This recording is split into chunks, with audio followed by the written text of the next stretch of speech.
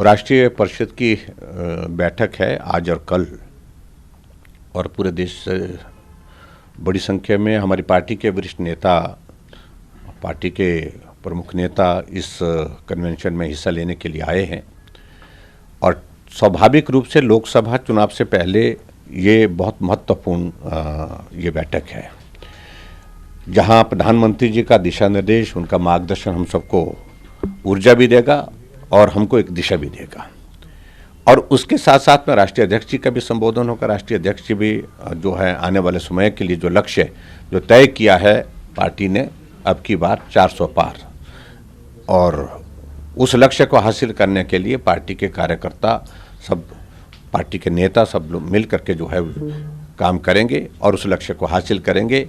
नरेंद्र मोदी जी तीसरी बार लगातार प्रधानमंत्री बने, उस कार्य को पूरा करने के लिए स्वाभाविक रूप से इस राष्ट्रीय परिषद की बैठक से प्रेरणा लेकर के जाएंगे।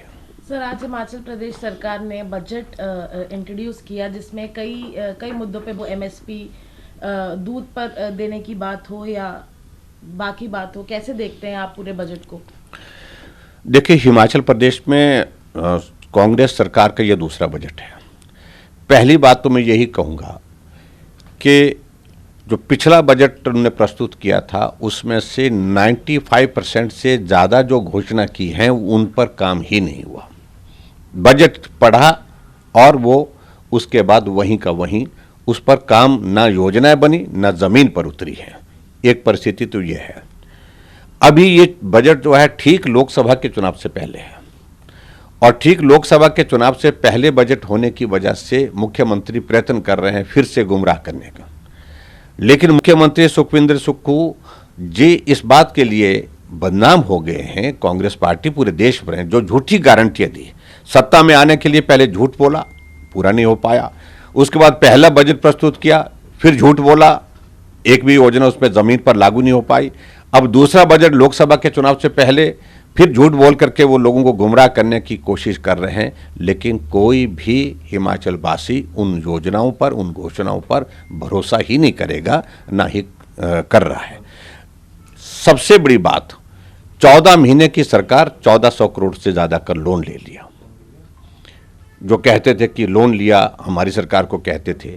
और दूसरी बात, जिन योजनाओं का जिक्र वो कर रहे हैं, खासतौर से जिसका आपने पूछा, दूध वाली जो एमएसपी की बात, तो गारंटी तो ये दी थी इनने कि हम सत्ता में आएंगे तो कैबिनेट की पहली बैठक में भैंस का दूध 100 रुपये लीटर और उसके बाद गाय का दूध 80 रुपये लीटर खरीदेंगे। और आज की घोषणा को मिला करके दोनों घोषणा, जो गाय का दूध 45 रुपये और उसके बाद भैंस का दूध 55 रुपये की बात कही है।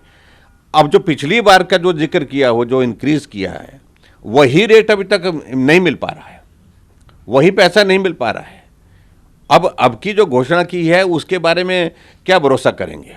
और उल्टा हिमाचल प्रदेश में जो जनहित में योजना भारतीय जनता पार्टी की सरकार ने चलाई थी, लगभग 350 करोड़ रुपए का हिमकेयर का और सहारा योजना का पैसा देना बकाया है, उस पर कोई जिक्र नहीं किया उन्होंने। आज कर्मचारी, पेंशनर्स, बेरोजगार सड़कों पर हैं 1 साल के कार्यकाल में, और वो कर्मचारी हितैषी बताते थे, लेकिन उसके बावजूद ये परिस्थिति कि कर्मचारियों को सैलरी के लिए आंदोलन करना पड़ रहा है। समय पर सैलरी नहीं, इलेक्ट्रिसिटी बोर्ड की बात करें, एचआरटीसी की बात करें, एचपीटीडीसी की बात करें, समय पर सैलरी नहीं मिल पा रही है। तो ऐसी परिस्थिति में कर्मचारी वर्ग के बारे में जो बोलते थे वो भी नाराज है, निराश है, बेरोजगार धरने पर बैठे हुए। मैं पिछले कल मिल करके आया हूँ, और आज के इस बजट में किसी भी वर्ग के लिए कोई विशेष नहीं है।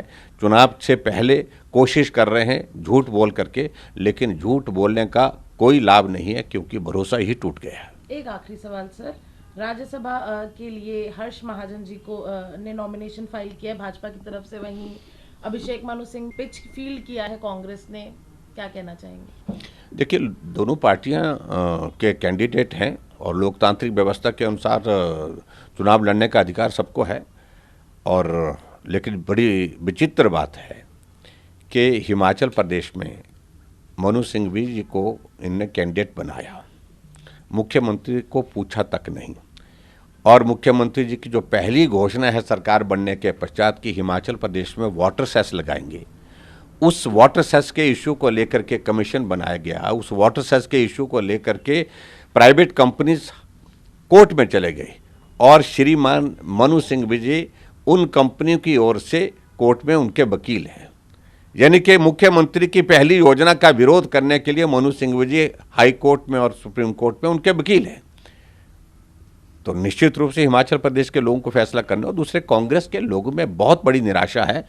जो इच्छुक थे, आनंद शर्मा जी राज्यसभा में जाना चाहते थे, उनका टिकट काट दिया गया, और कौल सिंह जी जाना चाहते थे, रामलाल जी जाना चाहते थे, आशा कुमारी जाना चाहती थी, विप्लव ठाकुर जाना चाहती थी। बहुत सारे लोग थे हिमाचल प्रदेश में जो उम्मीद में थे, जिन्होंने कहा कि हमने बहुत मेहनत करके पार्टी को सत्ता में लाने के लिए काम किया, और आज ऐसा व्यक्ति जिसका कोई कंट्रीब्यूशन पार्टी के लिए नहीं हो, उसको पार्टी का कैंडिडेट बनाया।